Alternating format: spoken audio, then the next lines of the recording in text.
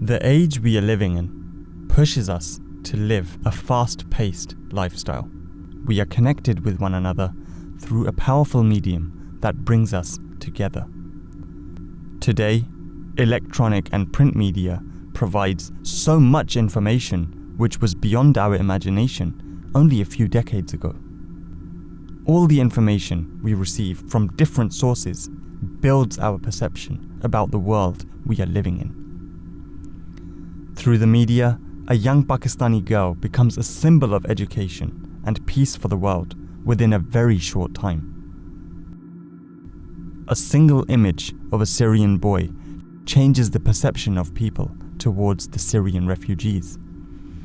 The influencing power of the media is an unquestionable fact, but the question is, how factual is all the information that builds our knowledge? Is all the information based on the truth? Or can it be false as well?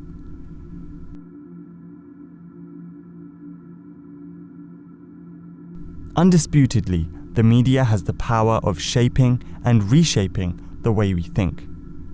Now comes the question. When we come across the word Islam, what is the first thing that comes to mind? If this was it, then let's recall where we got all this information. In the bombardment of all the negative information being fed to us, the real Islam is left veiled. The true teaching of Islam is quite different from that of what is being shown today or portrayed today by majority of the Muslims, or majority of those people who claim themselves to be the leaders of the Muslim community. The majority of the Muslim world do not like us. Why? We are peaceful, peace-loving people. They say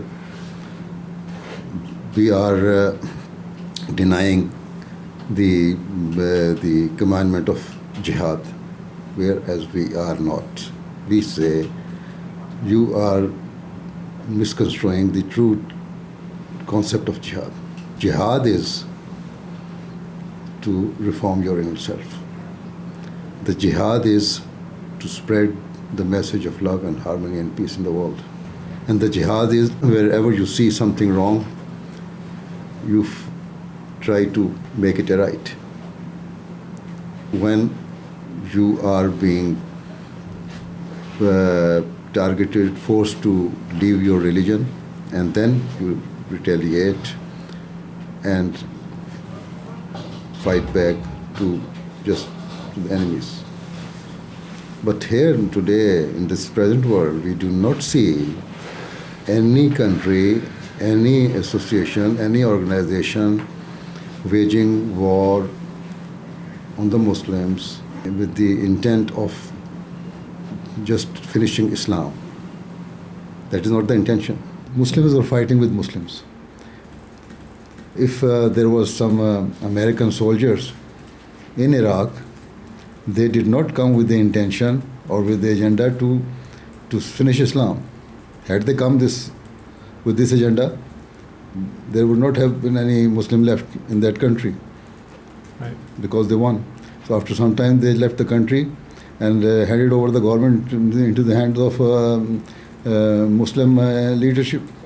It was not a crusade or any sort of religious war, no. It was just because of some economic gains, and the present war is, you can say it, a geopolitical war. Muslims are killing Muslims. These extremist groups, Daesh or other groups, they are killing other Muslim groups as well. Quran categorically says that the religion is a matter of your heart, your own liking. There's no compulsion in it. The basic thing is to realize the importance of humanity. As a human being, we should respect each other. We should work together for the betterment of humanity.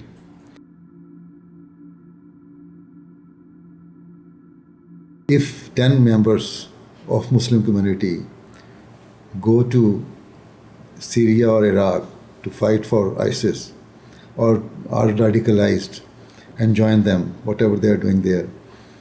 You give a big news with full page heading, but when hundreds and thousands of people join Ahmadiyyat for peace and for love and for harmony, then you don't give any news.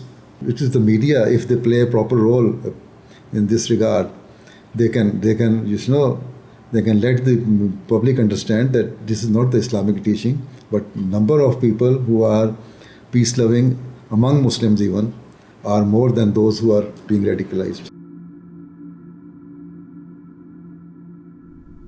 By neglecting the real wisdom of Islam and accepting the false image, we are empowering the radicals who have nothing to do with Islam. It was foretold and prophesied by the Prophet of Islam that time will come when the Muslims will forget the true teaching of Islam.